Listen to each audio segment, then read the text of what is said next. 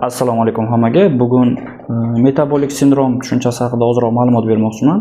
Metabolik sindrom hozirgi kunda juda dunyo bo'yicha global muammoga aylanib boryapti. Bu nima? Metabolik sindromdan asosan bemorda 4 ta klinik belgi bo'ladi. Birinchi klinik belgisi bu bemorda ortiqcha tana vazni, ya'ni semizlik. Ayollarda 88 cm dan qorin aylanasi yuqori bo'lishi, erkaklarda 94 cm dan yuqori bo'lishi, ya'ni ortiqcha tana vazni. Ikkinchi klinik belgisi bu nazorat qilinmagan yuqori qon bosimi, ya'ni 140 ga 90 dan baland bo'lishi qon bosimi.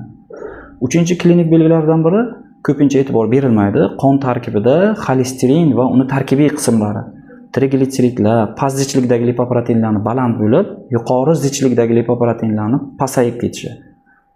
Va oxirgisi shu 3 ta klinik belgi fonida qonda qand miqdori baland bo'lib yurib, keyinchalik bemorda qandli diabet kasalligining rivojlanishi.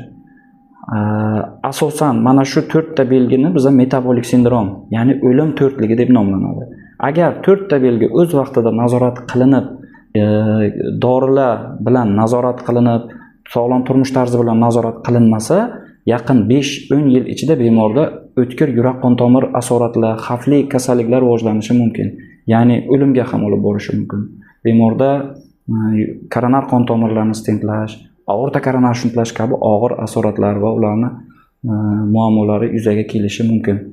Bizni kuzatib boring, o'z sog'lig'ingizga bee'tibor bo'lmang.